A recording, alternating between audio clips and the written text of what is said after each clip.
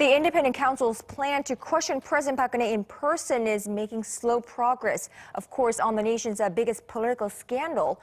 The prosecutorial team in the top office now at loggerheads over the settlement of the interrogation's time and place. Our Hwang Hojun has the latest. They're playing the blame game. The independent counsel spokesperson on Thursday admonished the presidential office for being uncooperative and denied leaking details about their in-person interrogation of the president.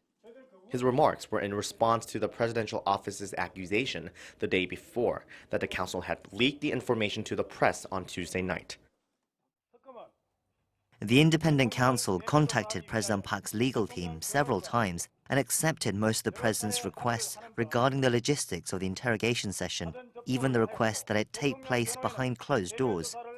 But the deal was cancelled unilaterally. The spokesperson said the independent counsel still considers the interrogation of the president absolutely necessary, based on the belief that her answers are key to getting to the bottom of this enormous scandal, so the team will continue with the next steps in the process. However, the spokesperson also said that there has been no communication whatsoever between the presidential office and the team since Wednesday evening when the interview was called off.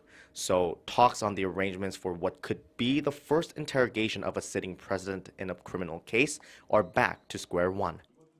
Meanwhile, President Park's jailed confidant Choi Soon-sil is undergoing another round of questioning. When asked about Choi's attitude, the independent counsel spokesperson said the team initially had high hopes for this session because Choi appeared of her own volition, unlike before when the team had to execute 2 separate warrants to compel her to appear. Choi is exercising her right to remain silent, but she seems to have considerable interest in the questions. It's still unclear why Choi answered the summons if she wasn't going to answer any questions, but there's some speculation that she's using the session to explore how the interrogation on President Park might be carried out. Hwang Hojun, Arirang News.